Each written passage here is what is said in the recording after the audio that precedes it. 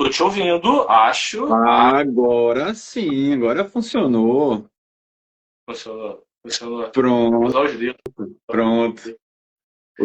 Rapaz, O que luta! Zuckerberg me ouviu. Que difícil, cara, que difícil, hein?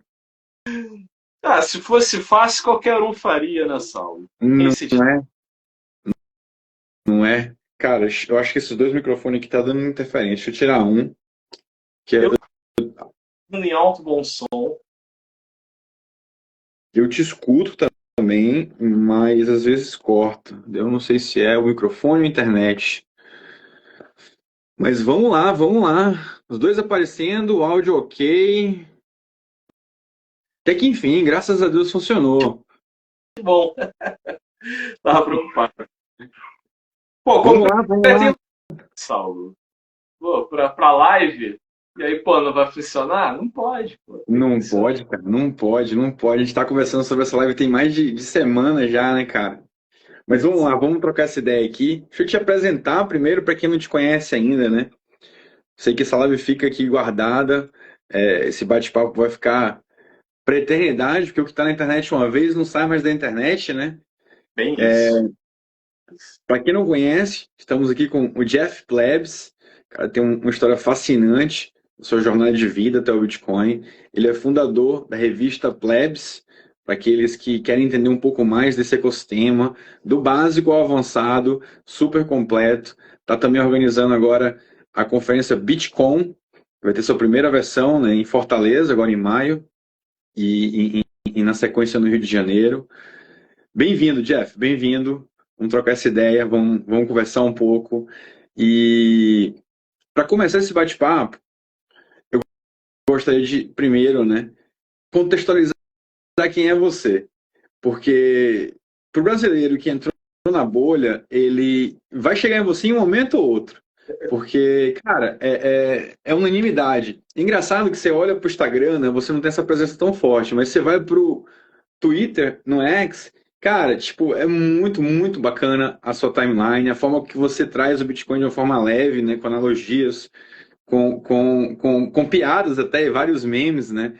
É super bacana como você deixa isso leve, né? Como você mostra que o Bitcoin não é para o nerd tech e nem só para milionário que vai investir em ativos de ultra risco.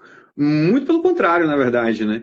O Bitcoin é acessível para todos e ele é um ativo ultra conservador quando se entende a realidade em que se vive, né? Quando você sai da Matrix e passa a enxergar as coisas sem o filtro, né, da mídia tradicional. Então, cara, obrigado por disponibilizar aí uma horinha do seu tempo. Vamos conversar um pouco? Para começar esse bate-papo, a gente comum aqui, a gente mostrar para os nossos ouvintes que o cara que é Bitcoiner, ele não necessariamente nasceu Bitcoiner, porque o Bitcoin é uma tecnologia super nova e cada um tem o seu tempo de entender e cada um teve as suas oportunidades. Eu acho que é assim que é a vida, né? Conta um pouco pra gente, esquece o Bitcoin por hora. Quem é o Jeff? De onde o Jeff veio? Conta um pouco da sua trajetória, o que você fazia antes de conhecer o Bitcoin. Rapaz, em primeiro lugar, obrigado pelo convite. Fiquei muito feliz no momento em que a Fernanda entrou em contato, a possibilidade de estar aqui conversando com você, com o seu público.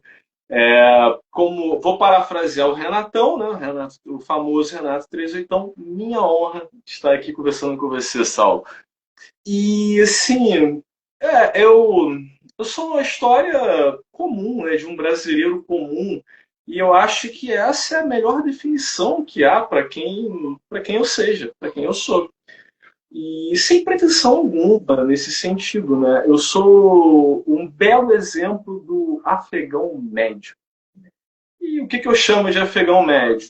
É um, fui um jovem que negligenciei muita coisa importante. Tem aquela analogia, eu gosto de analogias, né? Eu gosto de histórias, né? Tem um provérbio chinês, se não me engano, enfim, é o que vale a história, né? Que você tem que colocar pedras grandes dentro do balde. E as pedras grandes são as coisas com valores, né? As coisas que realmente importam pra gente. Né? Então, assim, a identificação de propósito, ofício e o que você vai fazer da sua vida, isso é uma pedra grande. Cidade que você vai escolher aonde viver e morar, isso vai ser determinante para oportunidades profissionais. E, consequentemente, uma outra escolha muito, muito importante na nossa vida é com quem a gente vai se relacionar por longo prazo. Porém, eu, né, fui negligente em todos esses aspectos. Obviamente, né, a lei da semeadura ela não falha. A gente sempre vai colher o que a gente plantou. E o tempo, né, o tempo ele não tarda em trazer esses recados. E um belo dia eu vi que eu era um cara que estava despreparado. Tinha potencial quando jovem, mas não aproveitei. Fui irresponsável. E nesse sentido, né, como a maioria dos brasileiros, você tendo, vamos chamar assim, né, um trabalho extremamente simples, nada de muito especial, um belo exemplo do que é ser um assalariado, porém, todavia, entretanto, né, é onde mais dói, né? Políticas de Estado, elas são completamente nefastas para esse recorte socioeconômico. E aí, eu não saberia te dizer por sorte. Trabalhava, Jeff, sua carreira? Você começou trabalhando com o quê? Onde você trabalhava? A área que eu mais tive, que eu mais desenvolvi ao longo da vida foi a área de vendas, né? A área comercial. Então, eu, por muitos anos, eu fui representante comercial. E apesar de um cenário brasileiro você ter ali o suficiente para cuidar de algumas coisas, eu vivia como qualquer outro brasileiro, né? Vivendo para pagar o mês. Uma alta pressão. A base da sociedade, né? Você vive no sonho de arrumar um trabalho, de conseguir crédito para poder financiar o que você sonha. E viver trabalhando para pagar isso. Exatamente. Essa é a realidade de todo mundo. Exatamente. E, assim, nunca pensei na vida do ponto de vista de educação financeira. E aí, entenda-se como educação financeira não é o cara ser trader, não é o cara ser o Barsi. Educação financeira não tem nada a ver com isso. Isso é um aspecto do mercado. Não quer dizer... Inclusive, eu conheço pessoas que estão expostas ao mercado, mas não têm educação financeira nas suas vidas. E uma pedra angular que faltava para mim, Saulo, era me educar financeiramente. E a coisa mais básica de todas, né? Gaste, não importa o quanto você ganha, isso é irrelevante. O ponto é, gaste menos do que você recebe. Poxa. Viva com menos do que você faz, né? Porque do contrário, você está devendo.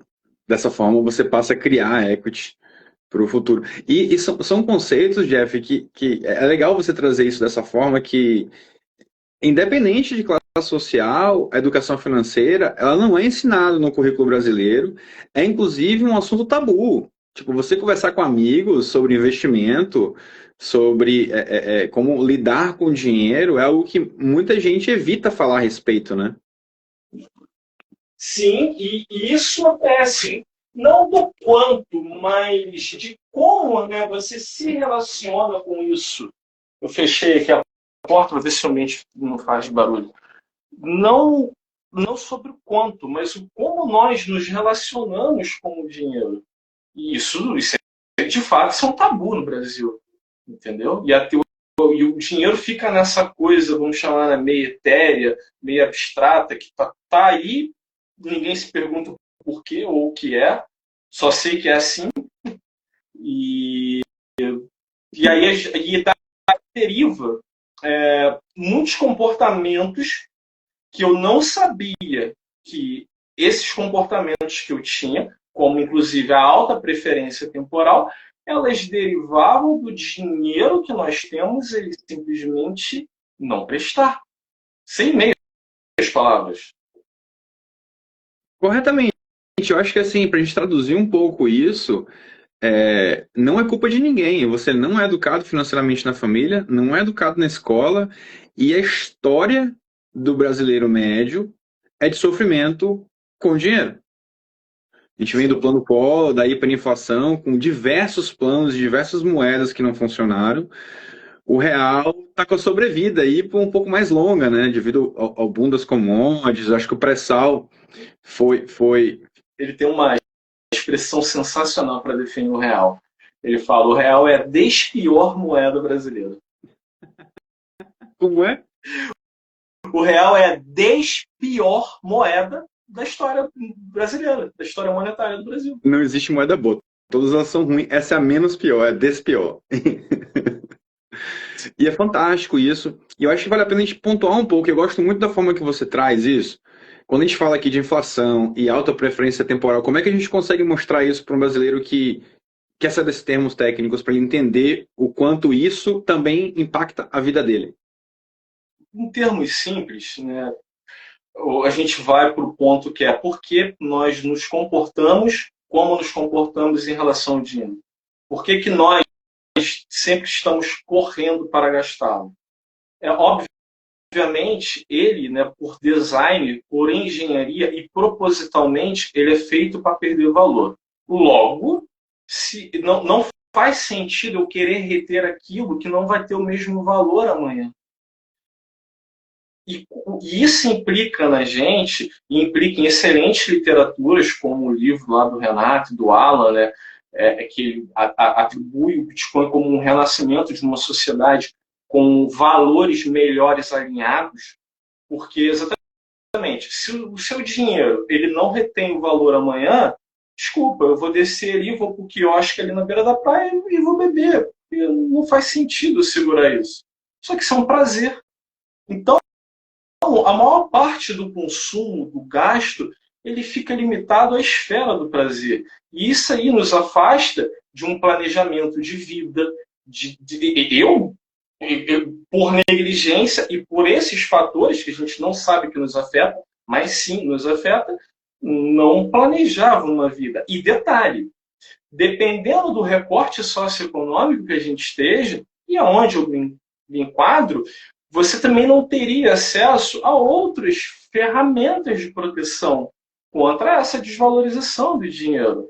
Por exemplo, para mim era impensável falar, vou investir em imóveis. Vou comprar um apartamento ali, para que esse apartamento no longo prazo preservasse o valor, né, que ali fosse alocado.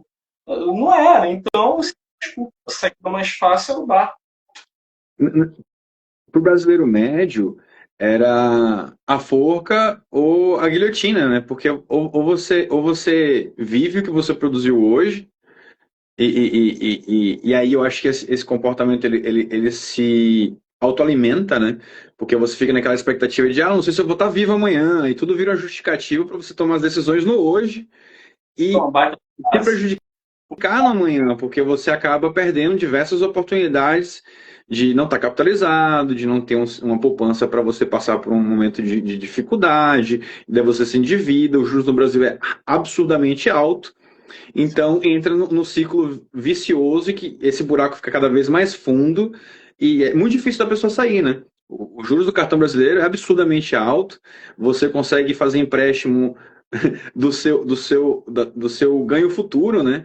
O cara quer tá no estado, tem o consignado e agora tem o consignado para a empresa privada, o que torna o brasileiro ainda mais escravo de se tornar mão de obra de alguém, né? E hoje, né, a gente tem uma modalidade nova, né, fazer empréstimo do seu dinheiro sequestrado. Fazer o empréstimo do FGTS, não é outra coisa a não ser isso. E assim, Saulo, eu gosto muito, né, de sempre que eu tenho oportunidade de estar contando essa minha trajetória e tal, é principalmente assim, né, para pessoas que estejam vivendo uma realidade que seja semelhante a essa apresentada, é de você conectar os pontos. E uma das coisas assim determinantes que as coisas com o tempo você vai juntando uma informação aqui, elas parecem desconexas num primeiro momento e de repente aquela colcha de retalhos ela ganha uma forma, ganha sentido e tu tem aquele clique, tá, entendi. E o problema de uma moeda ruim, como nós temos no Brasil, e tudo que foi dito até agora, ele esbarra num princípio apresentado num livro muito simples, né, que é Pai Rico, Pai Pobre. Né, aquilo é fascinante, cara. Para mim, isso deveria ser obrigatório. Por mais simples, por mais singelo que seja, o ensinamento dele é algo muito profundo. E para quem, como na minha situação, só vivia com a preferência temporal de um peixinho de aquário, aquilo foi, assim, foi explosivo. E a gente entender que na nossa vida financeira a gente vai ter dois tipos de gastos, né? Ou a gente está gastando com prazer, ou a gente está alocando em dinheiro em algo que pelo menos mantenha o valor, ou que ele me possibilite escolhas no futuro, isso é determinante. Eu nunca tinha pensado a minha vida financeira nessa perspectiva antes de ter contato com esse conceito simples, né? Ou você está retendo ou você está perdendo valor. E é simples, é entropia, né? Ou você está se esforçando para organizar, né, as coisas, porque a tendência delas é se tornar caos, tipo, sair de ordem, né? E eu entendi que você hoje tem esse conhecimento, né? Mas nessa sua carreira, tipo, né? Tá representante comercial, trabalhando com vendas, imaginei que tenha toda uma pressão de meta, tem a questão de você não ter um salário base muito alto, ser muito baseado em performance. Quando veio, quando e como veio, né? Essa introdução dessa tecnologia nova que, pô, você é um OG da época antiga aí, tem uns 2, 3 Rava nas costas. Como foi esse processo como é que você chegou no Bitcoin? Como é que ele entrou na sua vida, né? Geralmente, eu acho, e eu tenho uma história muito parecida, o Bitcoin chegou a mim e tentou várias e várias e várias vezes, até que eu entendi que falei, cara, eu tenho que estudar isso aqui, porque do contrário, não sei mais como evitar isso, né? Virou minha realidade, veio de muitos lados. E geralmente a gente demora e tem que ligar uns 2, 3 pontos e falar, cara, não, agora faz sentido. Qual foram esses pontos que fizeram sentido para você, que você chegou, ó, eu vi o Bitcoin aqui, não entendi, mas aqui isso se conectou e fez sentido? Assim, eu cheguei no Bitcoin pela dor, só. Pela dor. Como eu falei, durante muito tempo na minha vida, eu fui irresponsável. E aí eu colhi exatamente o fruto das escolhas que eu fiz. E isso, obviamente, né, trouxe suas consequências. Acho que no final de 2008, no final, pô, quem dera, no final de 2018, eu dirigia muito, eu dirigia 100, 200 quilômetros por dia, isso era o normal, grandes centros, cidades de interior, né, levando, né, as representadas para essas praças e tal. E, então, de repente, a vida, né, inclusive até conversando com o Felipe, né, eu achei uma definição muito legal. A vida ela fez uma chamada de margem para mim. Chamado demais. Foi, foi. E assim, né, fui pego despreparado. E esse é um ponto muito interessante. Assim, e o que eu vou contar aqui não tem nenhum tom de lamentação, não quero que ninguém pense isso. Não tem nenhuma dor, eu só estou contando. Foi assim.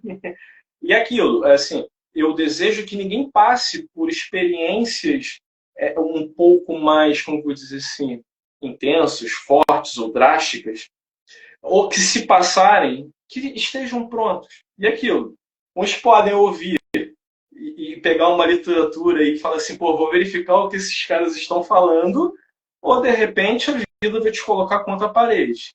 E aí vai ter que agir e não vai ser bonito e não é agradável. Dito tudo isso, eu me tornei, né, pessoa com portador de necessidades especiais no final de 2018. E, pô, eu era um atleta amador, judoca, nadava 2 km por dia, bicicleta 250 km por semana, um homem extremamente saudável.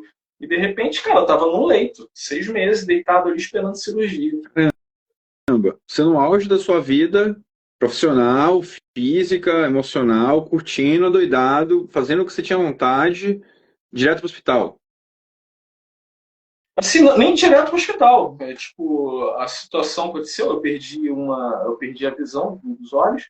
Assim, cara, eu passei no hospital, falei assim, cara, você precisa fazer cirurgia urgentemente, vai para casa, deite e você tem filhos? Eu falei, tem. Pequenos? Eu falei, sim. Não pega eles no colo. Fica deitado. Fica no hospital o maior tempo que você puder. Orientação médica. E aí, né, beleza, você vai lá. E aí aquilo, né, você já está gastando mais do que recebe. Você não tem é uma gordura financeira planejada para esse tipo de eventualidade. Sim. Porque não vai acontecer com você, cara. Você nada, faz esporte, atleta, se alimenta bem, por que aconteceria contigo? Pô, era só uma vida civil. Já tive a oportunidade de entrar no Mais 103 Vidas, cara.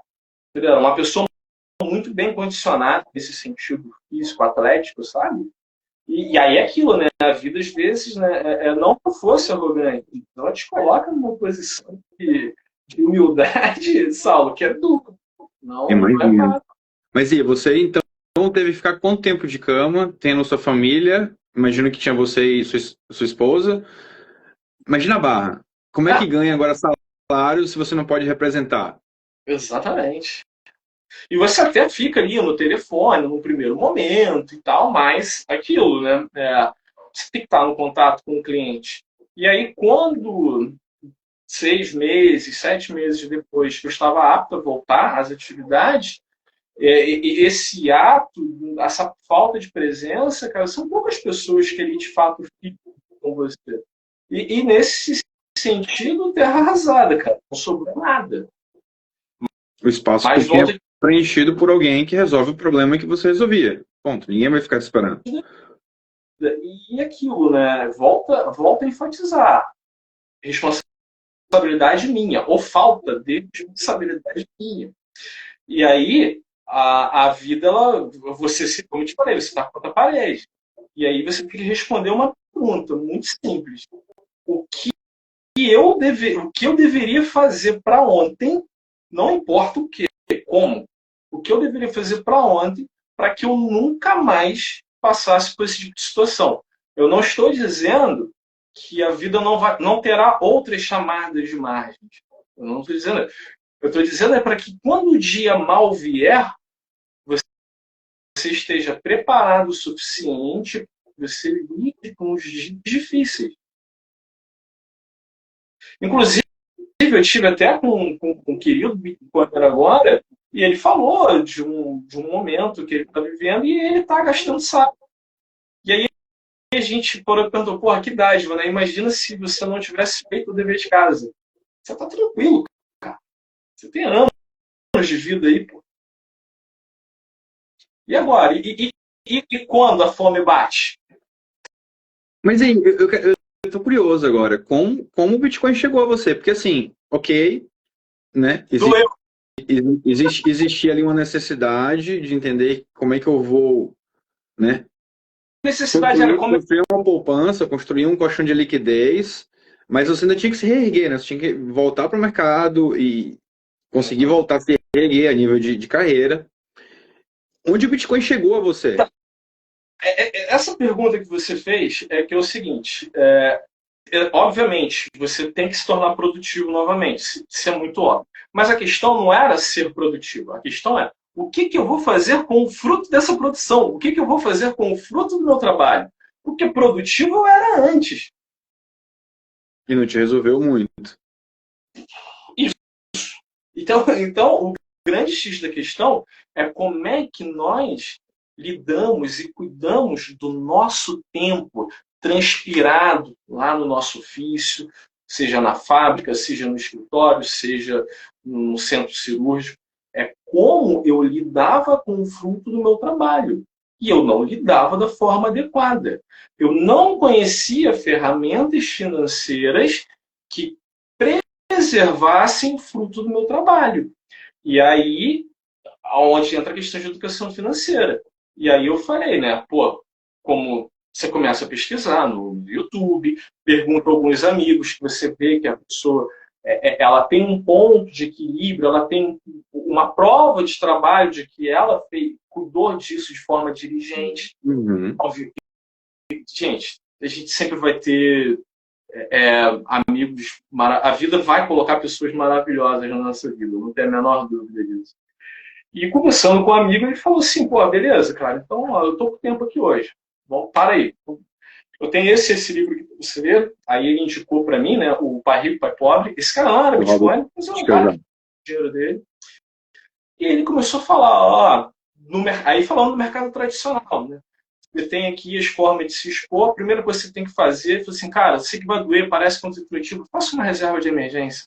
Cara, se 6 meses de vida for muito longe para você, sei lá, mas bota uma meta mínima, que você pelo menos tenha 2 meses da tua vida paga. Pelo menos. Tenta 3. Aí a partir daí, né, você começa. E aí ele me mostrou tudo aquilo, né?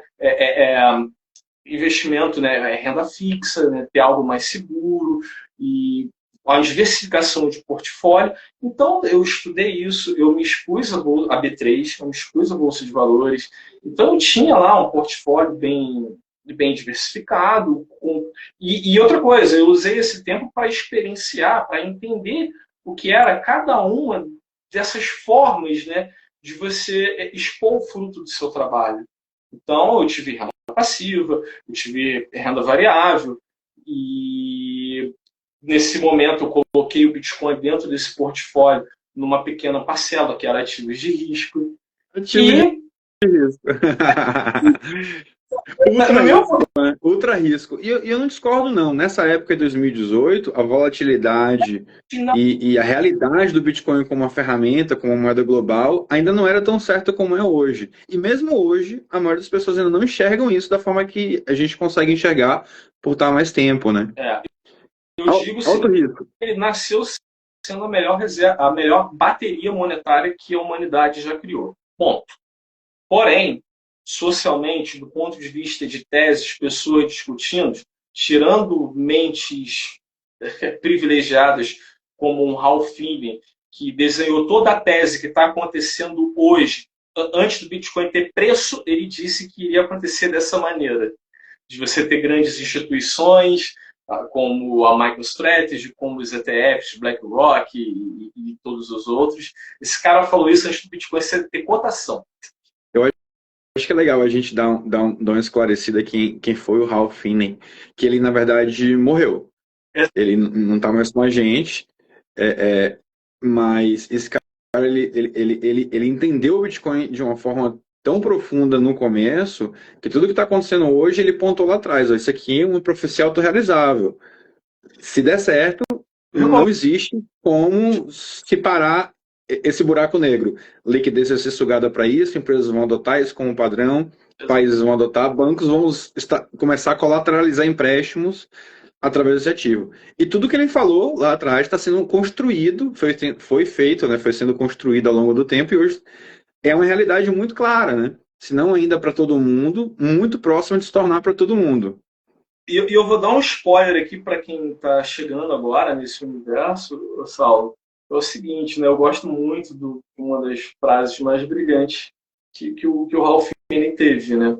Para contextualizar, o Ralph Finney foi a primeira pessoa a rodar um nó de Bitcoin, né, depois de Satoshi, e receber uma transação de Bitcoin. Esse cara falou, né, ao ele tentar, né, a tese dele sobre esse mercado, não vou nem dizer de mercado, sobre o que essa tecnologia viria e o impacto que ela teria. Eu gosto muito do que ele fala, né? Antes de 10 milhões de dólares é bear market. Eu tô com ele, cara. Pior, cara. Porque é muito barato. Se você botar num contexto global de onde a liquidez do mundo, né, do que é produzido no mundo, tá, o valor que está em Bitcoin, que é a melhor das ferramentas para preservar essa riqueza, é ridiculamente baixo. A gente está tipo, ali no 1, 2% de adoção. E o que traz aí para todo mundo, eu acho que vale a pena a gente fazer um merchanzinho aqui da SATS, né? Que é o propósito da SAT, levar o Bitcoin para todos, de uma forma leve, em que você pode começar a se expor esse ativo, sem necessariamente ter que estar investindo nele, literalmente zero risco. Você compra, esses participantes do nosso ecossistema, eles vão pagar uma comissão para a gente, lógico, pega um pedaço, devolve para você a grande parte, a maior parte disso, diretamente em Bitcoin, porque a gente entende que muita gente acaba passando por essas 3 barreiras, né? Não entende o valor do Bitcoin, não sabe por que isso tem um valor, uma moeda na internet, moeda mágica, isso não tem valor. Então ele logo não vai ter interesse em estudar, logo não vai comprar. Então a gente resolve isso como? Eu te entrego o Bitcoin, você não quer? Venda. Faça alguma coisa com isso, troque por um produto, deu fim nisso, mas eu vou te dar Bitcoin porque você vai me agradecer no futuro. Dois, eles não sabem como operacionalizar isso, eles não entendem a tecnologia, não sabem onde comprar, como acessar, como guardar. A gente facilita isso com o aplicativo. E o três, acho que é o mais claro, que é eu não tenho dinheiro. A grande parte da população brasileira, e aí estatisticamente, né, mais de 50% não tem nenhuma poupança. Uma realidade que você tinha alguns anos atrás, antes da vida te dar uma chamada de margem. Não tinha nada de poupança. Vivia ali, né, no cartão de crédito e devendo, inclusive, com financiamentos e tudo mais. A gente resolve esses três problemas. Você consegue acumular estudando, né, participando de lives como essa, acompanhando o conteúdo e aprendendo com o tempo, até que vai chegar a sua hora que você fala, não, cara, isso aqui faz sentido, eu vou deixar de ir todo final de semana assistir o jogo do Flamengo no boteco e vou assistir um final de semana desses aí em casa, que é mais barato, eu não preciso comprar o petisco, mas me sobrar R$ 50 eu vou comprar de Bitcoin. E isso, cara, vai fazer uma diferença absurda no futuro. Mas ninguém enxerga isso hoje, então a gente tenta trazer aqui de uma forma mais simples e sem risco envolvido, né? Porque a gente gera um ecossistema de ganha-ganha entre o parceiro e o cliente. Mas saindo da sites, voltando para o Jeff, para a gente não perder o fio da meada. Então você já investia ali num sistema tradicional, economia. Imagino que o percentual de exposição ao Bitcoin ainda é pequeno. Quando houve virada de chave, Jeff, de você falar, cara, isso aqui tudo, ainda assim, é cubo de gelo, de alguma forma. Que vale a pena serem tratados para que contextualize essa virada de chave, esse mergulho, assim, esse all-in. E ele começa a ver aquilo, né? Tipo, as pessoas falam assim, os maximalistas de Bitcoin são malucos. Não, cara, esse cara, via de regra, ele verificou muito, ele se expôs a muitas coisas. E, como eu te falei, eu fui em busca de me educar.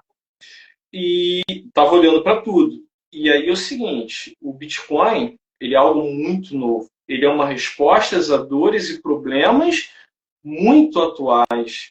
E o que eu digo com isso?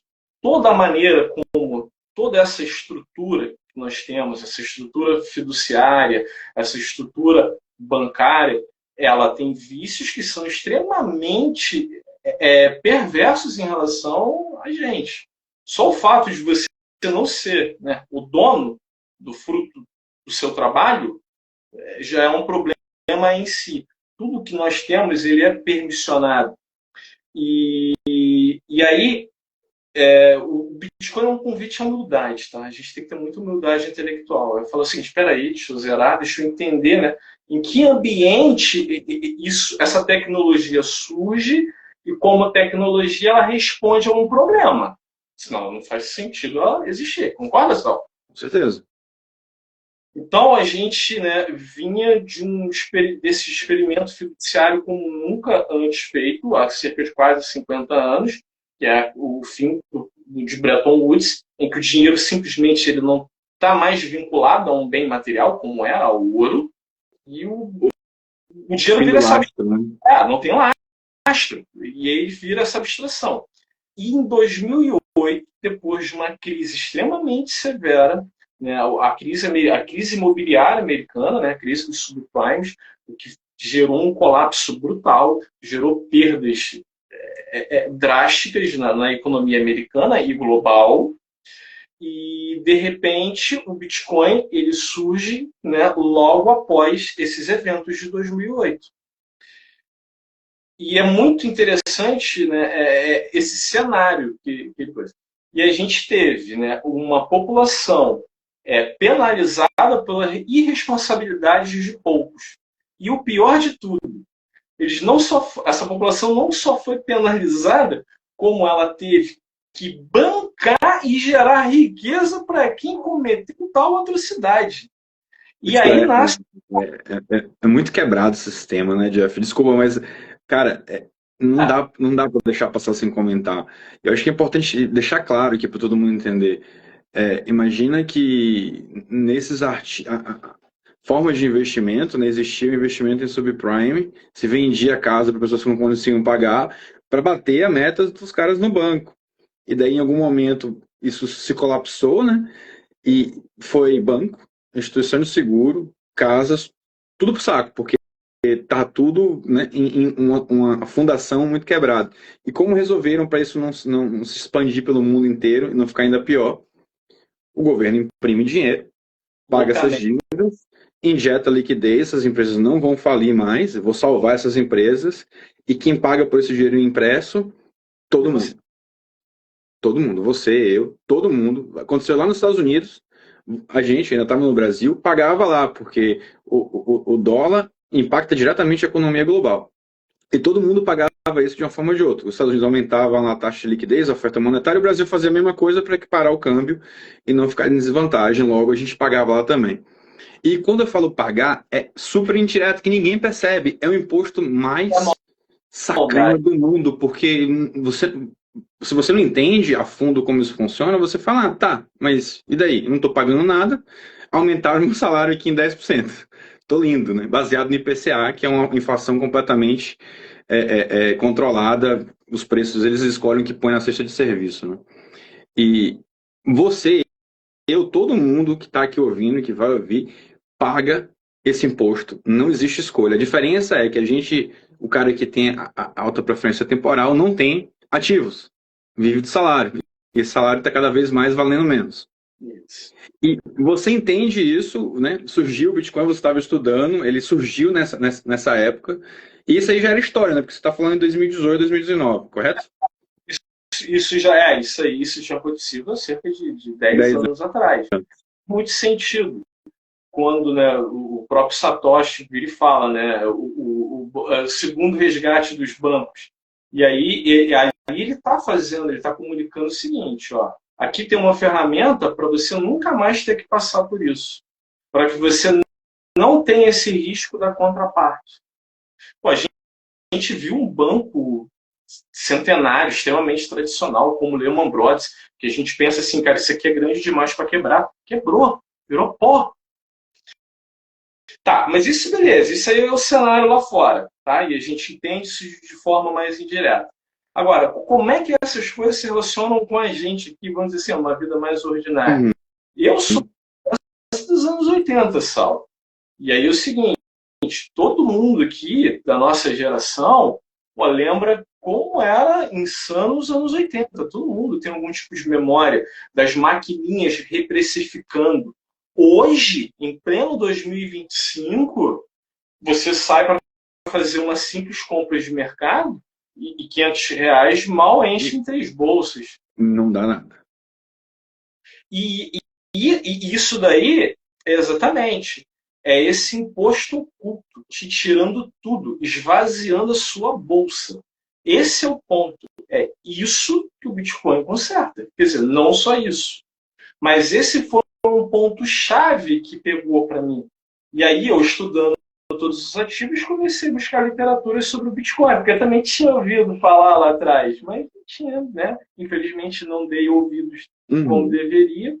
E lendo o livro do Fernando Uric, né, o Bitcoin, a moeda na era digital, quando ele fala que você tinha aí um protocolo, um sistema em que a sua oferta ela não pode ser manipulada, ela não pode ser inflada, em que eu não corro o risco de uma entidade, de um ditador, de um juiz, seja quem for, vai conseguir interferir.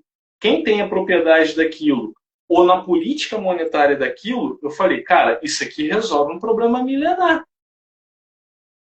E a gente vê impérios, até mesmo civilizações, fora outros fatores, sempre está presente em toda queda de império.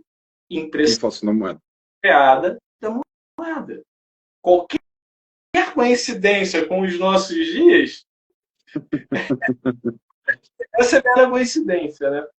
E quando eu vi isso, voltando lá, né, a tese que a gente falou do Ralph Finney, das empresas e tudo, e naquele momento eu não sabia. Eu já vi experienciado Bitcoin. Outra coisa que eu recomendo a todo mundo, use a Satiscapital. Também pegue partezinha do seu salário, coloque, porque Bitcoin é natação. Esse aqui é natação, esse aqui é arte marcial. Cara, é só fazendo. Você tem que se expor. Teoria. Não tem, exatamente. A teoria é muito boa para formar a tua convicção. assim, mas agora, é experienciar. E quando você experiencia a ferramenta e você vê ela funcionando, aí você chega a outros níveis de percepção e aí você entende por que, que ela tem o valor que tem, por que, que pessoas como eu e muitos outros, muito antes de mim, fliparam uma vida no sentido não de uma busca por ganhar dinheiro, mas por preservar o seu dinheiro. E por causa de uma simetria de informação, de ser uma tecnologia nova, essas pessoas sim enriqueceram muito. Só que, eu até digo, né? Eu sempre disponho para deixar de trabalhar, para que eu possa trabalhar em paz, para que eu possa me dedicar a verdadeiramente as coisas que eu tenho aptidão. E, em última instância, que um engenheiro seja o melhor engenheiro. O engenheiro ele não tem que estar estudando o mercado macro. Ele não tem que estar vendo qual é a nova grande empresa da Bolsa. Ele tem que ser o melhor engenheiro. E com o fruto do trabalho dele, ele poder preservar isso e fazer boas escolhas. O Musk apontou bastante isso, né? De você ter 20 bilhões trabalhando em engenharia, fazendo coisas novas e melhorando a capacidade de vida, a capacidade de produção, em vez de ficar lá em Wall Street querendo ganhar um jogo que é zero-sum game, né? Sim. Sim. E isso diz muito do momento que a gente está vivendo, que você vê uma perda de qualidade em absolutamente tudo. E isso é fruto da moeda, porque sim, o médico que te atende, ele está precisando gastar tempo com outras coisas ao invés dele ser um melhor médico. Porque ele sente ao longo dos anos que o fruto do trabalho dele está se esvaindo de forma mágica. E aí a gente reclama, como sociedade, a gente reclama, pô, as coisas estão ficando piores, né? Sim, estão. E, né, eu atribuo parte disso ao dinheiro, a como ele foi desenhado para ser assim, uma ferramenta de transferência de renda, de quem produz para quem não produz. E aí, né, a gente volta, né, no momento, né, aí tá, dito tudo isso, né, então a gente entende mais ou menos aqui com o que foi falado, qual é o problema, onde está a dor. E aí, eu, à medida que eu fui vendo, e, cara, o Bitcoin corrige todas essas coisas, veio uma notícia.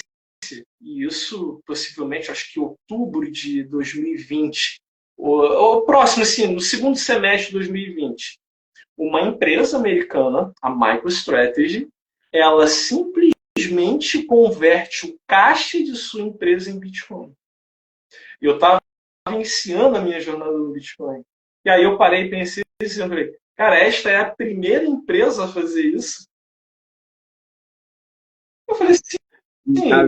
Ali você sente naquela ideia do descansar no colo de gigantes, né? De você falar, cara, quem sou eu na fila do pão para estar duvidando uma estratégia se uma empresa listada em bolsa americana, de um cara de engenharia aeronáutica, super bem realizado, bilionário, estudou todas as possibilidades possíveis de preservar o patrimônio da empresa dele, escolheu o Bitcoin como a solução para isso. Em um momento que está ali, né, só para contextualizar, época do Covid, todos os governos do mundo inteiro simplesmente imprimindo dinheiro para conseguir manter o pessoal em casa e não colapsar a economia como um todo.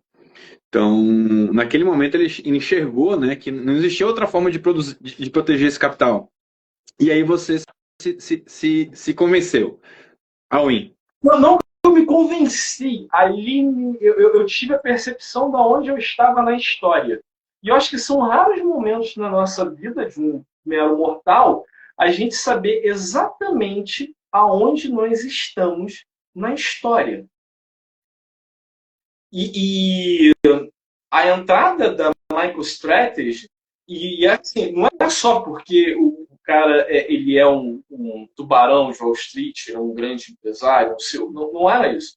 Quando você ouve esse cara falando, quando você entende as razões dele, quando você fala assim, assim, isso aqui não é brincadeira, isso aqui não é conversinha. Esse cara não está vendendo um produto naquele momento. Esse cara está reagindo a um ambiente. E aí ele tem a belíssima analogia, né? Pô, eu não vou deixar o meu dinheiro no caixa da empresa em dólar, porque isso simplesmente é um cubo de gelo que está derretendo. Quando eu chegar aqui, esse cubo de gelo não existe mais. E aí, porra, foi brutal. E aí eu entendi que eu tive, né, o privilégio de entrar no Bitcoin antes das grandes empresas. E eu sabia que eu estava, né, muito cedo numa corrida do ouro. É uma corrida, é uma corrida do ouro que nem começou ainda, né? A gente está falando de MicroStrategy nos Estados Unidos, a Metaplanet no Japão, recentemente a Meliux no Brasil, mas a gente está falando de uma, duas, três empresas num país, e aí, né, essas duas ou três, geralmente são empresas que já estão envolvidas no mercado de criptoativos, são mineradoras, a Marathon é um bom exemplo, a Tether agora recentemente passou a adotar isso com parte do tesouro dela, dos lucros, né? Nem de se garantir que o ativo, né, o stablecoin, ela é lastreada em Bitcoin, ela é lastreada em ativos dolarizados. O Bitcoin é parte da exposição do lucro dela. E está muito no começo. Recentemente, os Estados Unidos adotou como reserva estratégica, uma ordem executiva do Trump, falando, ó, os Bitcoins que a gente tem aqui sob custódia que foram apreendidos, vão passar para o tesouro. E existe aí internamente, eu acho que é isso que muita gente está esperando, né? E acho que acabou... como é que se fala? Me perdi a palavra aqui. Deixando todo mundo de calça curta, porque tinha uma galera aí alavancado, né? Que os Estados Unidos ia começar a comprar e fazer um short squeeze em todo mundo e acabou não se materializando da mesma forma. Mas existe muita coisa sendo desenvolvida no background aqui de se comprar Bitcoin, né? Só fazer um parênteses aqui, não perto além de raciocínio, não. Lembra que a gente falei a falta de preparo, a falta de você não experienciar as coisas? Gente, você vai esperar os Estados-nações irem competir para ter? Você tem que comprar antes. E assim, aí, para mim, é o grande ponto. Nossa sociedade, nossa mente, isso aqui não é demérito, tá, gente? É uma questão de ambiente, tá? Beavorismo, sim, full. Nós não fazemos ideia do que é escassez. Nossa sociedade, nossa geração, até mesmo a geração dos nossos pais, eles estão em um ambiente em que não existe escassez. E isso é brutal. Esse é o ponto. Gente, a divisão per capita de bitcoins por milionários no mundo é 0,33 bitcoins. Se for descontar os bitcoins perdidos, que não podem ser replicados, a carteira de Satoshi e tudo mais, esse número fica ainda mais insano. Você está falando de pessoas, só de pessoas, só de milionários. Você não está falando de habitantes no mundo, você não está colocando nações, você não está colocando empresas. E isso é brutal. As pessoas não entendem hoje que... Eu não entendia quando o CEO lá da MicroStrategy, né, o Michael Saylor, falava assim, para os mortais, vamos assim dizer, você precisa de 0,1. Eu falei assim, esse cara tá maluco. Tipo, eu falei assim, mas pô, o que eu não estou entendendo? Cara, que 0,1 hoje é um carro popular, é um carro novo no Brasil. E olha lá. Só que a conta que as pessoas não fazem é que isso é parte da base monetária inelástica global, nativa da internet, sem fronteiras, sem regulações de estados, né? Tipo assim, no sentido que cada estado, obviamente, vai criar como ele quer que aquilo circule ali dentro. Mas o ponto principal, que para mim, e para você, e para o indivíduo, é que o Bitcoin não pede permissão. Se você chegar lá no protocolo, você vai usar, e sem ter que dar a menor satisfação para quem quer que seja. E isso é transformador. Então, assim, fora esses valores de liberdade, eu entendi exatamente o momento na história em que eu estava, de que eu sabia que pelos os fundamentos do Bitcoin, de política monetária, de não poder ser inflacionado, de ser facilmente verificado, e aí pessoas que têm uma realidade parecida com a minha, que ele é extremamente acessível, de que você pode começar a montar, né, algo que você planeje para ti, para sua aposentadoria, para os seus filhos, para o seu longo prazo. Lembra tudo que eu fui negligente? Você pode ter a realidade que você tem. E isso é brutal, cara. A acessibilidade disso é brutal, ô Saulo. E é ético, cara. É justo, é democrático, é simples. Todo mundo pode ter. Todo mundo pode ter. Não existe a justificativa, é difícil, tem que ter um conhecimento técnico. Cara, se tem um e-mail, se acessa a internet, você pode ter Bitcoin. Lógico que tem uma faixa, tem uma curva de aprendizado e que a tendência é você se educar nesse processo e ter a sua autocustódia, você rodar o seu nó e contribuir para esse ecossistema que é descentralizado. Mas o acesso, o primeiro Satoshi, não existe justificativa, cara. É ser cabeça dura, é você falar que não, eu quero ser do contra, porque não existe por que não. Com a realidade que você se encontra hoje. Eu não consigo, e assim, eu tento, né, conversando com amigos, eu acho que eu tento até conversar mais online, trazer essas ideias mais a fundo, mas o que você trouxe, só para a gente fechar essa linha de raciocínio, né? É um ativo tão escasso, que se você pegar só os milionários, a gente está falando de 0,3. Se você tirar o que foi perdido, 0,2. Se você botar a população mundial inteira, cai para 0,0 alguma coisa. Se você adicionar países que têm um poder, né, de imprimir moeda e comprar o preço que quiser. E o que falta para ser minerado, ou seja, moedas novas a serem inseridas na economia, né, a questão oferta e demanda. A demanda, a gente acabou de mostrar por A mais B, que só tende a crescer. A oferta só vai diminuindo a cada 4 anos, é pré-programada e está aí. A gente sabe que, né, vai sair do 3,125, vai para 1,5 daqui a 2 anos e pouquinho, depois para 0,75 e vai passar aí um período de 10, 15 anos. Vai ser negligenciável o valor, a quantidade de bitcoins sendo inseridos na economia. Enquanto isso, tirando oferta e demanda, pense em uma economia que a gente vai ter AI super desenvolvida, robô humanoide, a capacidade produtiva da raça humana e da economia como um todo vai para um patamar que a gente não conhece, não consegue nem imaginar. Que eu imagino que uma pessoa lá que trabalhava na época do cavalo, quando o trem a vapor foi inventado, quando, né, a gente passou pela Revolução Industrial. Eles não tinham ideia de quando as coisas começavam a ser produzidas de uma escala brutal, né? E a gente está passando por isso hoje. Como é que essa riqueza que vai ser construída vai ser guardada? Num dinheiro que já está claro, que é quebrado, ou em que representa todo mundo? Isso para mim que é maravilhoso no Bitcoin, é sem o risco do terceiro, né? É sem o risco do banco, é sem o risco país. Imagina, você tem um dinheiro que você não tem o risco do banco, que você não tem o risco do Brasil, que você não tem Não tem o risco do board da empresa, não tem o risco do CEO tomar uma decisão errada, da venda daquele produto, de uma tecnologia disruptiva simplesmente, né, abocanhar, porque a tecnologia por si só, o Bitcoin, ela é orgânica, ela é flexível. Se amanhã surgir, eu acho que a Lynn Aiden trouxe muito claro isso numa thread recentemente, qual é o maior, né, perigo para a rede do Bitcoin, a computação quântica, mas já existem soluções para que isso seja feito. A dificuldade aqui é que todo mundo organize e isso seja feito de uma forma, né, com consenso, né, em que os nossos atualizem e isso seja aplicado. Mas é muito difícil se tornar, né, encontrar uma tecnologia que simplesmente seja capaz de substituir o Bitcoin. Sim. E muita gente comenta isso, né? Eu vejo essa questão da computação quântica, muitas pessoas caem nesse food. Isso é igual o bug do milênio. Cara, o relógio vai virar, vai acabar o mundo. No momento em que houver computação quântica, gente, haverá criptografia quântica, tão simples quanto isso.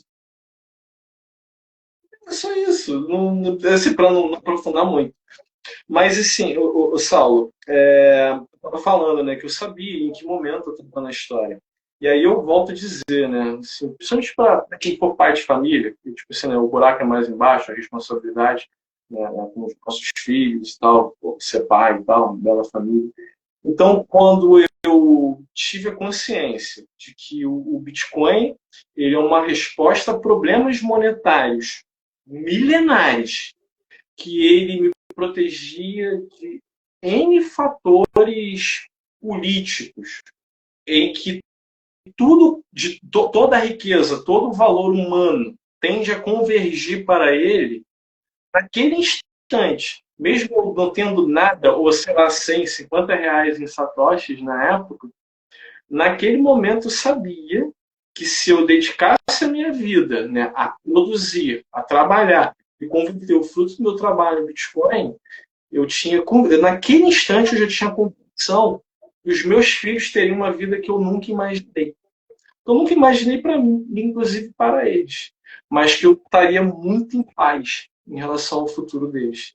Isso sim, tipo, de fazer o homem grande chorar, cara. E sim, chorei quando essa Esse peso que realidade, sai das costas, né? Porque não é? Pô, literalmente cara, tem um piano das suas costas. Do tipo, eu vou fazer o que tem que ser feito, dar uma melhor. E a realidade que eu vou deixar para minha próxima geração já vai ser muito melhor da que eu peguei dos meus pais. Porque eu tenho uma ferramenta de preservar o que eu produzo para a sociedade. Eles não tinham. exatamente, exatamente. E assim, cara, isso é fantástico, entendeu? Isso é fantástico. E assim, as pessoas que ficam brigando por questões de ego, ou minha tecnologia, senhores, tecnologia sim, ela vem e ela joga na cara que a outra é obsoleta, ponto final. E aí Darwin explica, né? Se você não quiser Bitcoin, tudo bem. Cara, quem não quer se adaptar, tudo bem. Seleção natural. A indústria da lâmpada, tipo, ela não se importou muito com a indústria da vela, entendeu? A indústria do carro não se importou muito com a indústria das carroças, né? Tipo, a melhor tecnologia ela vai prevalecer. E aqui entra um outro tópico que dá um podcast, uma aula de várias horas, que é a ideia da teoria dos jogos, né? Tem uma estratégia que é vencedora, é conhecida e está clara para todo mundo. O último a adotar é o que paga o pato. O último Exatamente. a adotar é o que paga o pato. Que O que pode acontecer, eu acho que muita gente pensa dessa forma, que é um pensamento, eu acho, limitante, que é, cara, é bacana, eu entendi, eu concordo com vocês, meninos, eu acho que quero começar a comprar Bitcoin, mas, cara, como é que eu vou ter o Bitcoin? Tá meio milhão. Eu conheci quando tava 20 mil, eu podia ter comprado um ali, mas não dá mais para mim um meio milhão. Eles não entendem que essa descoberta de preço, ela é uma cortina de fumaça, porque o que você está comprando não é o valor do Bitcoin hoje versus o valor do Bitcoin amanhã. Você está comprando um ativo que tem um preço de hoje, no custo de vida de hoje, na realidade de hoje. Se amanhã tudo que você faz é super barato, quando você fez que era caro, vai valer muito mais no futuro. E assim, você não tem que estar praticando Bitcoin em real. Você tem é, 1.000 satoshis, 1 milhão de satoshis. Você se tornou milionário em satoshi? Você já é milionário. Se considere milionário. sim, Porque é questão de sim. tempo para valer a mesma coisa que R$ 1 milhão. Se o real continuar sobrevivendo até lá, né? Eu tenho um amigo, né, que ele tem essa tese, que o Bitcoin nunca vai bater 1 milhão, porque vai colapsar antes. Mas enfim. Mas assim, uma coisa que eu queria que ficasse muito claro para a audiência, para quem vai ter contato com esse material, que não é meio irrelevante, assim, entre aspas, né? Eu vou dizer que é irrelevante essa ideia de descoberta de preço. O ponto mais importante é: o Bitcoin é o melhor dinheiro já criado. Ok, isso aí a gente já disse. Então é o seguinte: o que é o dinheiro ser uma ferramenta para medir o valor do trabalho humano? Né? Então, dito isso, não faz sentido eu ter uma ferramenta para que faça medições em que o seu valor ele é elástico. Imagina um engenheiro calcular uma obra, passar 2 semanas e o metro tem 2 centímetros a mais, 3. Desculpa, isso não vai dar certo. Não. Não vai dar certo. Então é o seguinte, você está adquirindo algo que não pode ser replicado, algo absurdo, que tem uma escassez absoluta e matemática, e sim, ela, por ser mais escassa, ela absorve o valor das outras coisas. Você está adquirindo um bem que não pode ser replicado. E aí entra outros valores, que aí são valores muito pessoais. é o seguinte, eu quero que o fruto do meu trabalho seja meu, sem eu ter que dar satisfação a ninguém, para que eu possa usar aonde, quando e quanto eu quiser. Pô, outro dia eu fui pagar uma conta, eu falei assim, você tem uma conta aqui para pagar? Eu vou pagar logo. Só que era de madrugada, eu vi, sei lá, abri o aplicativo de madrugada e eu não pude. Eu não pude. O banco não te Eu não... deixa. O dinheiro é seu, a conta é sua, mas você não pode usar. Mas, nada é mais cínico do que em nome da sua segurança. Se alguém vir falar em nome da sua segurança, esse cara é um atacante. Esse cara, minha modesta opinião, é que você é um desonesto. Bom vendedor, né? bom vendedor de produto e de... E aí eu foco, né? Esse é o menor, né? Esse é o menor fundamento do Bitcoin. O seu menor fundamento é o preço. E aí eu volto a dizer, né? Bitcoin é algo para se experienciar. E, cara, não esquenta o preço. Um belo dia, né, ao longo dessa jornada, eu acordo e falo assim: o Silicon Bank Valley faliu. Aí, porra, um outro bancão lá americano também faliu. O Signet. Aí pô, o Credit Suisse foi pro pau. Aí eu falei, aí, naquele momento, eu falei assim, eu fico imaginando as pessoas que têm alguma reserva, alguma reserva no banco. Porque, cara, por mais que não tenha contaminado o nosso mercado, ou não tenha espalhado mais, mas era um risco. Cara, aí você, cara, quando você dorme em Bitcoin, cara, você dorme. A única possibilidade é você falhar. A ideia é que Fora isso, você com você mesmo, né? Você não tem contrapartida. É você contigo mesmo.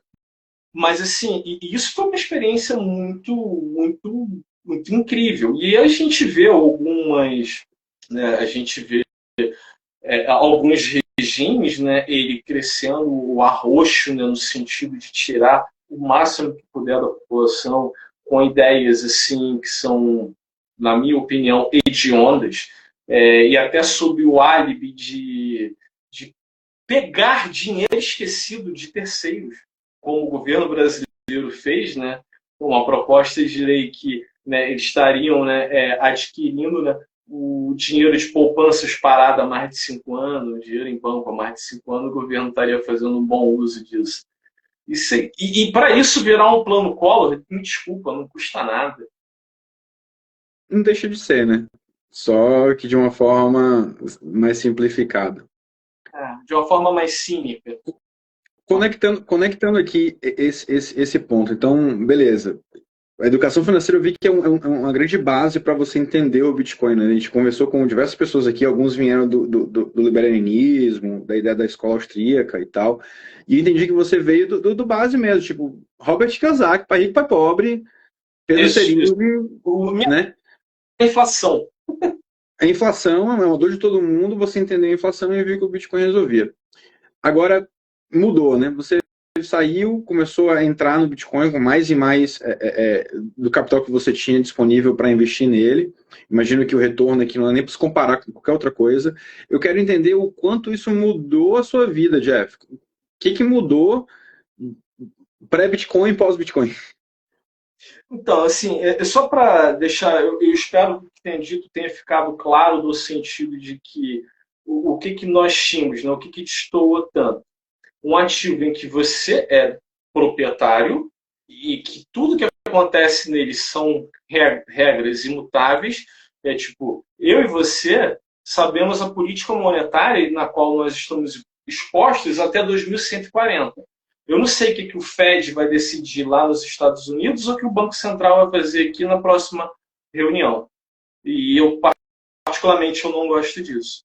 E aí a gente lembra dos casos lá das empresas X ou das americanas, ou de escândalos como na de carne aí, dos irmãos, que seja. Então eu falei assim, eu não quero estar exposto a esse tipo de empresa, eu não sei quem é quem. Então, assim, qual foi a virada de chave ali? Exatamente. Todo esse cenário, toda essa questão, todas essas incertezas, nesse sentido, o Bitcoin é muito simples. De 10 em 10 minutos, máquinas estão trabalhando, organizando as transações, validando elas e jogando ela para um livro contábil público. E auditável, sabe, acessível a mim. E que se eu preservar bem essa informação, né, as chaves privadas, acabou. Eu posso passar pelo aeroporto, tipo, não importa o quanto o dólar venha colapsar, ou não importa o que um juiz venha decidir. Eu sou dono do fruto do meu trabalho. Se ele está, e nesse sentido, se ele está valendo mais em relação a moedas imorais, por assim dizer, é irrelevante. Eu sei que o fruto do meu trabalho está comigo. E isso é bonito, isso é ético. Protegido por uma rede de computadores distribuídos no planeta inteiro, sem um controle central, baseado no algoritmo que é público e as regras são definidas desde o dia zero. E aí as pessoas perguntam assim, pô, não tem dono, não tem alguém organizando? É assim, não, existem regras. E é o seguinte, a questão é que eu não tenho a figura do regrador. Isso é bonito. Entendeu? Sobre um consenso, onde há regras sem um regrador central. E isso é uma diferença significativa do Bitcoin como uma rede monetária de qualquer outra cripto, né? Em que o seu inventor, o que trouxe o contexto da blockchain, saiu do projeto, nunca tocou as moedas que ele minerou nesse período, e até então é anônimo, ninguém sabe quem é, todos nós somos satoshis, né? É todo mundo que está realmente acreditando, poupando e usando essa rede como uma solução para o problema do dinheiro e como é que eu protejo o que eu produzo para a sociedade hoje para usar lá na frente, para deixar para minhas próximas gerações, para contribuir para a sociedade de uma forma em que eu tenha capital para poder decidir o que eu acho que é certo e o que eu acho que não é. Né? E você perguntou como isso impactou a minha vida, né? Que assim, tem uma frase que é muito bonita no Bitcoin, né? Que a gente acaba que a gente se associa, né? São valores e incentivos, né? Que estão ali bem alinhados. Então, quando de fato você tem um dinheiro em que ele é fruto de trabalho, né? A própria emissão do Bitcoin ela é fruto de trabalho, né? Da imaginação de um político ou de um economista, né?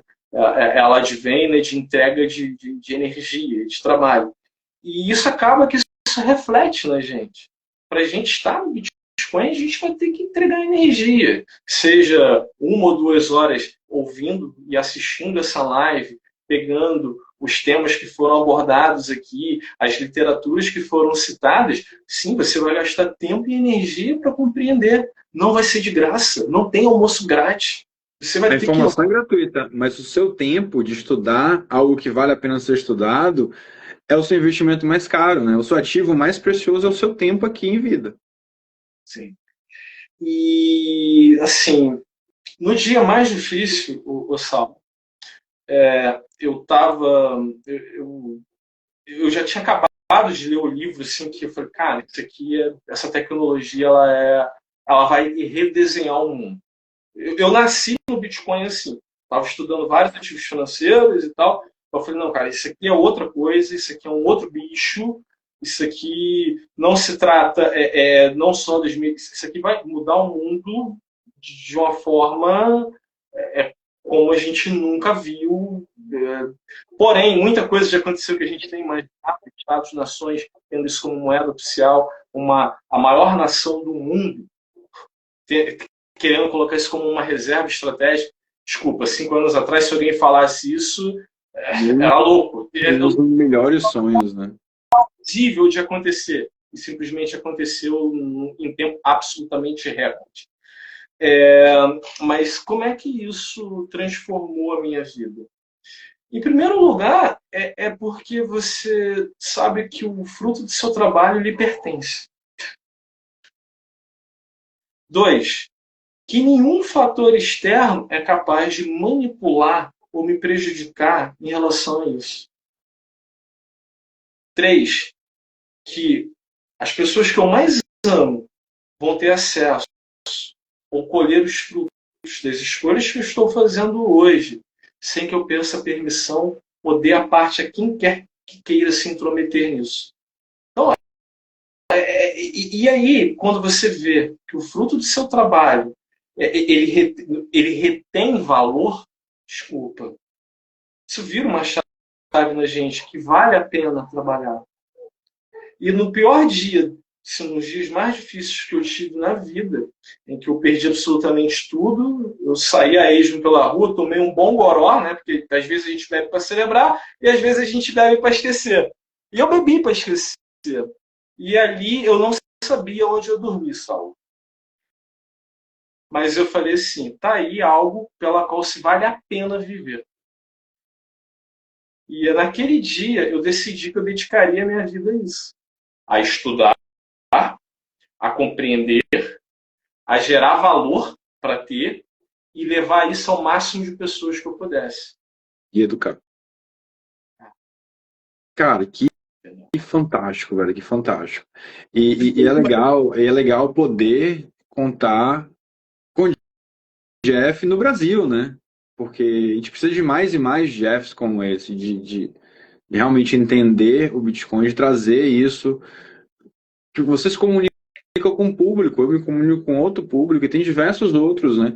Pessoas dentro do ecossistema de Bitcoin, desse ecossistema que está crescendo tanto no Brasil, e cada um fala com o seu público, com realidades diferentes. E o mais legal, eu acho que o Felipe, o Iório, ele resume bem isso, que é, não importa quem, um multimilionário comprando Bitcoin, ou o cabeleireiro que acabou de ter seu primeiro satoshis porque ele deu uma gorjeta lá, o cara que ganhou o cashback com a sites passou a ter os primeiros satoshis, não importa. Isso adiciona valor para todo mundo nessa rede. Porque são mais pessoas que passam a entender que elas têm que sair, né, dar o opt-out do sistema tradicional, passar a acumular esse ativo que é escasso, e quanto mais demanda para um ativo que é escasso, mais isso reflete no preço e mais isso reflete no que você consegue trocar esses satoshis que você já acumulou por coisas que você tem valor, que você acredita que vale esses satoshis, né, na sua etapa de vida, seja para um casamento, seja para né, bater na mesa aqui, por um problema de saúde, para realizar um sonho. Comprar sua Lambo, quando a Lambo for 0.01 Bitcoin, eu vou ter um. E as pessoas, assim, né? Eu gosto muito dessa filosofia de stack harder, né? Tipo assim, cara, volta, entendeu? Igual eu tenho meus propósitos pessoais, eu acho que eu não preciso, né? No sentido de viver disso, isso é para posteridade, isso é para os meus filhos, sabe? Isso é um legado. Eu quero, né? Ter uma vida bem construída.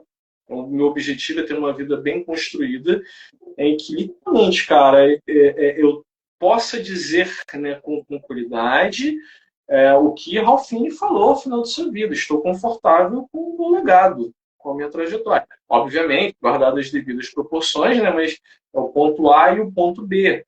E principalmente essa mudança interna, né, essa questão de gerar valor. Uma pessoa que, cara, eu nunca havia concluído nada na vida, sabe?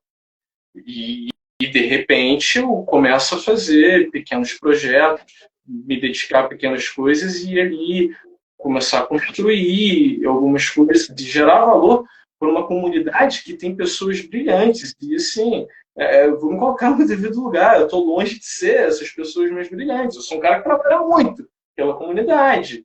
Né? Ou, não digo nem pela comunidade, acho que nem esse é o melhor termo, por essa ideia. Né? Assim, o estudo é uma ideia, por esses valores que ali estão. E, cara, assim, simplesmente foi fantástico. E aí eu falo para as pessoas. Eu tive a oportunidade de ser host num palco do maior evento do Bitcoin do Brasil, que foi a SatisConf 2024.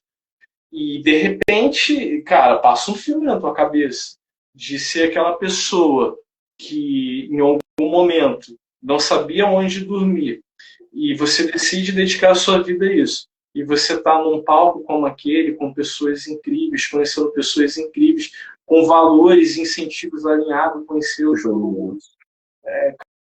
Cara, simplesmente é uma vida que se vale a pena viver. E aí, volto a te dizer, do ponto de vista econômico, eu sempre ressalto isso, ainda sou o mesmo cara. Não, não mudou seu padrão de vida, não tá aí andando de Lambo para dizer que não, ganhou muito, que tem muita gente que vive dessa falsa realidade, né? Você vende algo na internet que não é a sua realidade verdadeira. Você está vivendo algo para poder agariar público e respeito à autoridade. Isso eu respeito muito da comunidade Bitcoin, né? Que eu não conheço um que seja Bitcoin, né, Max, que entende a realidade, que vá, né, comprar esses supérfluos para parecer que está dando certo. Porque ele sabe que ele não precisa disso. Ele literalmente sabe que ele não precisa disso e que isso vai queimar ele lá no futuro. Ele está perdendo a oportunidade de acumular satoshis a meio centavo de real. Literalmente, a meio centavo de real. Eu até brinco, né? Possivelmente eu vou ser um dos proprietários da meia mais cara do Brasil. Né? Eu comprei uma meia por 25 mil sats. Nossa. Na época era equivalente a 25 reais. Em algum momento ela estava valendo uns 200. Hoje eu não sei quanto ela está valendo, não. Mas já valeu uns 200 reais essa meia. Mas, assim, o Bitcoin, ele não... eu volto a dizer, né? Ele não é um atalho para a riqueza. Aí eu acho que essa palavra nem caiba tão bem, matar. Mas ele é uma ferramenta para que você exerça o que você tem que exercer, para que você tenha tranquilidade, a se dedicar ao que de fato você tem que se dedicar. Ele vai preservar, ele foi criado para preservar o valor do seu trabalho, entendeu? E eu gosto muito desse princípio cypherpunk, né? Que um Bitcoin vale um Bitcoin, e o ponto é o seguinte, cara, eu vou transacionar com quem eu quiser, quando eu quiser, ou quanto eu quiser, sem pedir permissão. Esse é um valor que ele nasce na autocustódia, que se diga de passagem, né? Não é o Bitcoin lá na corretora, mas se você for experienciar, faça da maneira que você achar melhor possível, só estude que você vai chegar a determinadas conclusões. E até brinco sobre a ideia, né? Algumas pessoas hateiam, tem um hate com essa questão os max de Bitcoin. Isso é ruído, não se importa, porque nós não somos, entre aspas, maximalistas de oxigênio, nem de água, muito menos de luz elétrica. Isso é uma verdade por si só. Já é unanimidade, ninguém discute mais. O que a gente está querendo trazer é o óbvio, e isso parece ser uma ideia intolerante, que você não está aberto para discutir, mas você propõe que eu respeite o seu oxigênio. Há um tempo atrás, as pessoas discutiam se a Terra era plana ou redonda, né? Então, tem algumas que vivem por períodos. Mas você trouxe um insight super legal aqui, Jeff, que eu acho que é legal pontuar. Que o Bitcoin traz. A questão do livre-arbítrio, né? Você pode ter relações financeiras com qualquer pessoa no mundo inteiro, sem necessariamente confiar nela, sem depender de ninguém nesse meio. Não. E dois, a questão de você, com o Bitcoin na sua vida, você conseguir de alguma forma tirar muito do ruído que a sociedade colocou de você ter que cuidar da sua parte financeira, de você ter que ter um investimento, de um cara lá que tem que cuidar da forma que investe, porque você não vai ter tempo de estudar, de você ter que, né, ter um incentivo positivo para você optar por não gastar hoje, para poder ter, né, esse resultado do seu trabalho no futuro com um valor corrigido, que eu acho que isso é importante ser frisado, né? A economia cresce, o valor que você ganhou hoje, amanhã, vale muito mais, que ele deveria estar valendo o equivalente ao que essa economia cresceu nesse período de tempo, né? E super acessível. Qualquer pessoa pode ter. Um satoshi custa metade de um centavo. Não é olhar para um Bitcoin custa 500 mil reais. Não, um Satoshi custa meio centavo. Você pode virar literalmente milionário com R$ 1.000. Assim, se você é novato, tá ouvindo isso pela primeira vez, pense em satoshis. Inclusive, o próprio protocolo Bitcoin ele não conhece a unidade Bitcoin, são satoshis. O que nós chamamos de um Bitcoin são 100 milhões de satoshis. Entendeu? Então, o próprio protocolo enxerga sats, né, satoshi. E sim, nós viveremos num padrão satoshi. E uma das coisas mais, assim, que eu acho bonito nessa história toda, o Saulo, é que é o seguinte, cara, preserve o que você tem. Experiencie o Bitcoin. E, assim, uma das experiências mais impactantes que eu tive foi o aeroporto.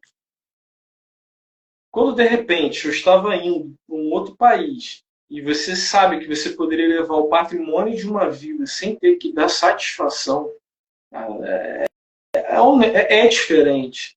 E eu acho que a nossa sociedade ela está descolando dessa ideia, né, de você ser dono da sua própria vida, como se a vida pertencesse a algum ente abstrato em que você deve satisfação e obediência cega a isso.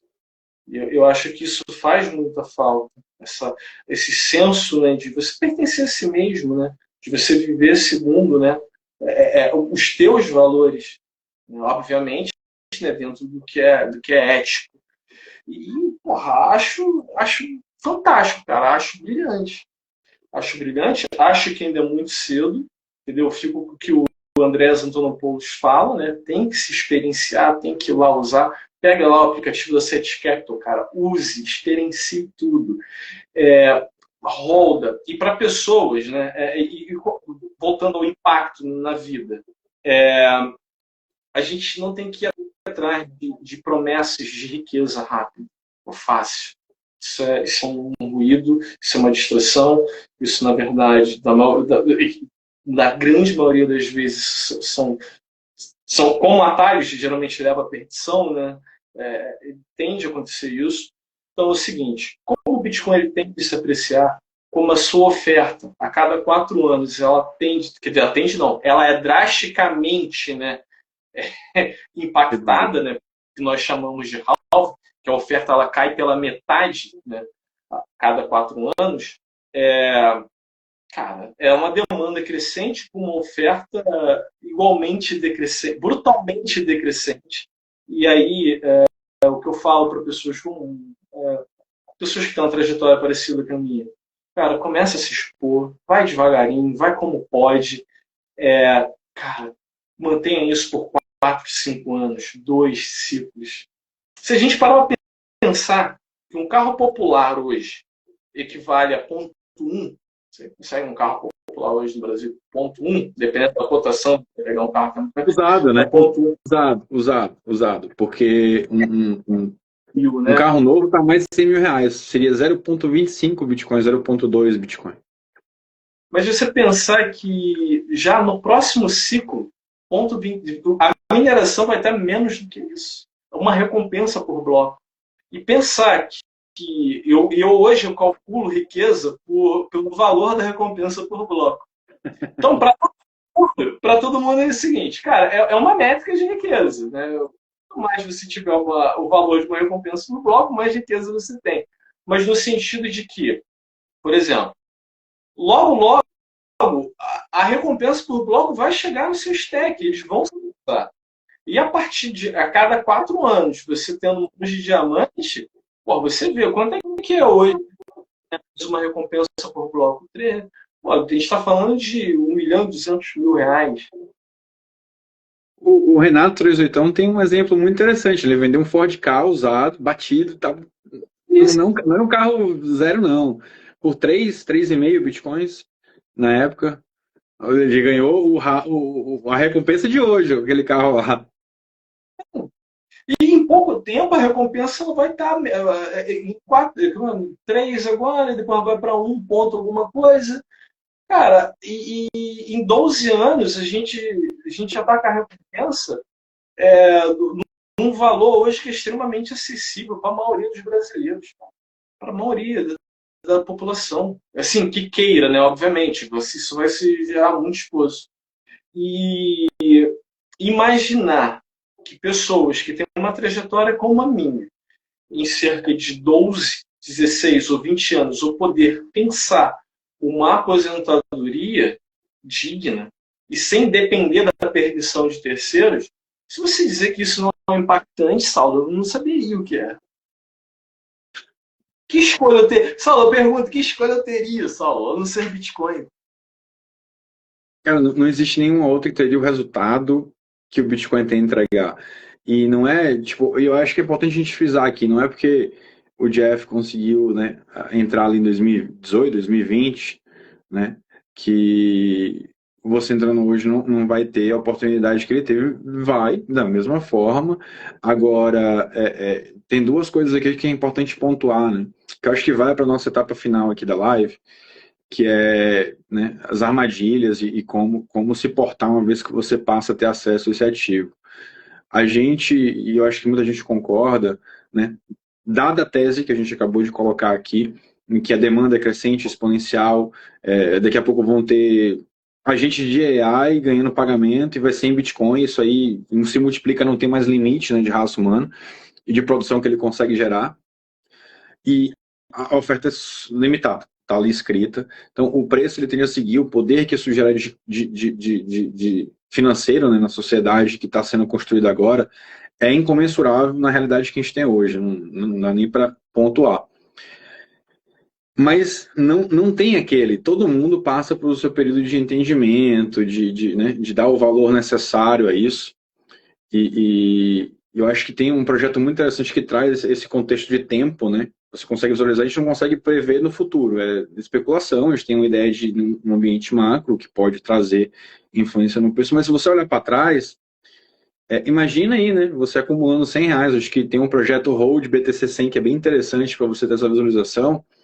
Vai lá e veja se você tivesse começado a botar R$ 100 por mês no Bitcoin há 5, 10 anos para trás. O quanto isso não mudaria a sua realidade hoje, de você olhar, né, porque você quer escolher fazer, a carreira que você quer seguir, o projeto que você quer tocar, e ter a liberdade de decidir falar, eu posso largar o emprego e fazer isso, porque é isso que eu quero fazer, que é o que você trouxe lá no começo da live, né, de você ter escolha do engenheiro ser engenheiro, do mecânico ser mecânico, do fazendeiro ser fazendeiro, e não precisar simplesmente ir para a profissão que promete tem uma compensação financeira maior, né? Para aquela galera aqui, Jeff, e aí eu acho que é o final, né, dessa live que foi fantástica. A galera que está começando agora, eu acho que a gente já pontuou isso, mas trazendo num condensado geral. Que dica você daria, que recomendação, ou né? Conselho, né? Se fosse bom não era dado, era vendido, mas aqui ele tá te vendendo esse conselho, porque se você comprar Bitcoin, ele ganha junto, porque ele também faz parte dessa rede. Então é uma venda indireta. Que conselho você daria, Jeff, para a galera que está hoje recebendo seus primeiros satoshinhos, comprou com a sites, transação liquidada, caiu os satoshinhos na conta, para onde eu vou? O que eu faço com isso? Como eu consigo usar essa oportunidade para ter uma vida mais tranquila, mais digna e garantir um futuro melhor para as próximas gerações? O que eu diria, assim, né? Todas as escolhas elas vêm com trade-offs, né? Então, cada escolha é uma renúncia. Isso não é muito dito, né? Porque não é um tom dos mais leves, mas é o seguinte: a gente sabe que muitas jurisdições elas não gostam que o indivíduo, né, que a pessoa, ela tenha autonomia sobre as suas vidas. E outras tecnologias em resposta ao Bitcoin estão surgindo, como as CBDCs, em que, em palavras simples, é o seguinte: é um dinheiro na qual o político, o ditador, quem quer que seja, pode decidir se você vai comprar a carne ou não. Se você vai poder, né, transacionar perto da sua casa ou não. Então, que ao fazer a escolha, né, eu falo isso para muita gente, eu e você aqui, né, colocando os nossos belos rostinhos aqui, que isso tem os seus trade-offs, isso tem os seus riscos. Mas uma vez que eu apareci, agora vamos embora. Mas eu não tinha o entendimento que tenho hoje, que isso é um risco. Nós estamos falando do bem monetário, do melhor bem monetário que a humanidade já criou. E ele é irreplicável. E que determinadas jurisdições vão combater isso ferozmente. E eu fazer essa escolha, muitas vezes pode significar eu ter que olhar para um retrovisor, pessoas que eu amo ficando para trás. Isso é uma coisa que não há muito dito. E que a gente entenda algumas coisas em que Satoshi nos ensina muito bem. Que é o seguinte: eu te pergunto, Saulo, qual é a voz de Satoshi? São de todos nós. É o conjunto delas. É o consenso que a gente tem junto. Do individual, da persona. Ninguém sabe. E aí a gente volta para um ponto que eu falei assim, cuidem da sua privacidade, estudem, interajam. É uma comunidade que ela respeita o trabalho realizado e a discussão de ideias. Seu rosto não precisa estar lá. Stack 7 com humildade, né? Empilhe satoshis com humildade. Não precisa aparecer necessariamente, a não ser que se queira, mas entenda os trade-offs dessa escolha, em que isso tem um valor tão absurdo que eu acho que a tese que o Renato fala, que bitcoins serão mais perseguidos do que judeus, ela é plausível, ela pode acontecer.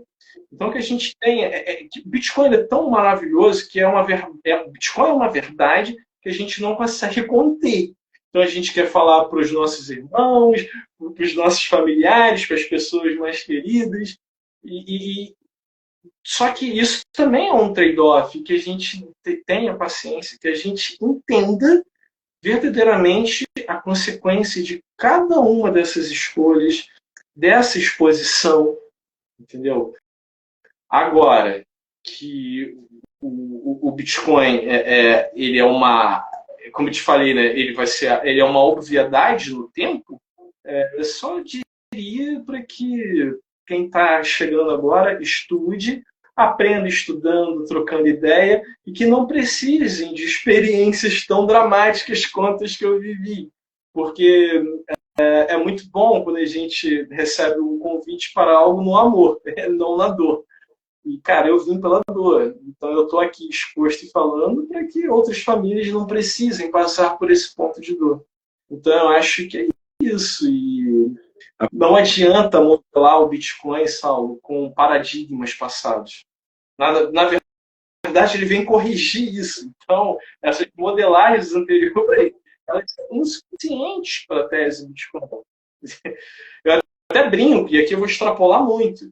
É necessário que surja, e já tem algumas pessoas trabalhando e pensando isso, uma nova escola econômica, né, baseada nesse novo paradigma, que, obviamente, bebe muito da escola austríaca, mas como a escola austríaca, em algum momento, ela se alimentou da escola de Salamanca e ela, né, ganha vida própria, e uma escola econômica a partir do Bitcoin pode acontecer igual. E que a gente tenha humildade para isso, para entender o novo, aceitá-lo e que a gente faça bom uso dessa ferramenta, né? Eu gosto muito de uma frase do Frejá, né, daquela música, né? Que você ganhe dinheiro, mas que pelo menos uma vez você diga quem é dono de quem, que é uma ferramenta. E se na jornada o dia é difícil bater a porta, eu tenho certeza que em Bitcoin você vai estar protegido e você vai ter o mínimo de recursos para que você cuide de si e de quem você ama. Então, acho que Fantástico. Acho que é por Não, acho que é por aí. profundo, cara, profundo, porque você não tocou aí no aspecto financeiro ou do comportamento. Tipo, cara, esse aqui é o ativo mais precioso do mundo. Acumule como você puder, sem estar esbanjando ou se mostrando, né? Salvo suas devidas proporções, mas entendendo que isso aqui é um turning point, como a internet foi para a informação, o Bitcoin se tornará para o sistema financeiro global, né? E que, lógico, nada é uma linha reta, vão ter altos e baixos, é normal. Estude, esteja preparado para isso, né? Seja mão de diamante, para que você consiga passar pelos halvings e usufruir, né, do resultado de realmente ter acreditado e ter entendido, né, essa revolução no seu tempo, da sua forma. Hoje é muito mais fácil do que era lá atrás. A gente vem trabalhando, inclusive, para isso, né, Jeff? E eu achei que até trazendo um pouco mais de contexto do que você trouxe, né, da economia nova, de uma realidade diferente da que a gente enxerga, de como a gente modela o mundo. O seu homônimo, né, o Jeff Booth, tem um livro fantástico, que é O Preço do Amanhã, em que ele traz esse conceito de um mundo deflacionário, em que o que você paga hoje por um produto, amanhã esse mesmo produto, ele tende a se tornar mais e mais barato, porque a tecnologia veio para se mudar e tirando, né, o buraco do balde, que é o sistema financeiro tradicional em que o governo superinflado rouba dos seus habitantes. Você resolve isso, resolve o buraco no balde. Sal, Para uma coisa fechar, brutal. último comentário. O que tem? Não, que é o seguinte, cara, a moeda fiduciária ela não só rouba ou dilui o dinheiro que está no meu bolso, ela faz algo mais perverso. Ela rouba todo o ganho de produtividade que eu tenho, que a civilização constrói. Hoje somos muito mais produtivos do que eram há 100 anos atrás. E esse ganho de produtividade também brutalmente roubado. E aí, como está lá no preço do amanhã, numa economia deflacionária, nós veríamos um efeito completamente diferente. Você voltar a você preservar a riqueza para o futuro, não para o agora. Exato. Porque você não precisa dessa Lamborghini hoje. Isso é ego. Aquele Sim. carro novo, ou o hotel mais caro, ou a roupa de marca, tudo isso é para satisfazer o que você quer mostrar para a sociedade, o que você precisa, os seus princípios, são muito mais simples. Se você viver disso e produzir mais, você constrói mais no futuro para poder simplesmente ter a oportunidade de estar usufruindo de tudo isso que você construiu. Cara, fantástico, Jeff. Quer trazer algumas recomendações de perfis para a galera que está começando agora a seguir? Para a gente fechar aí com chave de ouro? Toda quinta-feira, às 20 horas, no Twitter, tem um Space, é como um bar, tem ideias fantásticas, às vezes é só bate-papo completamente aleatório, porque são pessoas que se conheceram ali e a gente fica conversando. Se chegar algum novato e quiser tirar dúvidas, a gente para a vida, atende vocês, vamos tirar todas as dúvidas. Quero agradecer demais o convite de estar aqui com você, partilhar um pouco dessa trajetória. Cara, se uma pessoa, sabe, parar para ler um livro a partir dessa live, missão cumprida, um setzinho adquirido, missão cumprida, a Set Capital trazendo, né, coisas que a gente precisa muito, que é mais ferramentas e pontes para que a gente tenha acesso ao Bitcoin. A gente precisa de mais construção nesse sentido, UX fáceis para a gente usar, e parabéns pelo trabalho.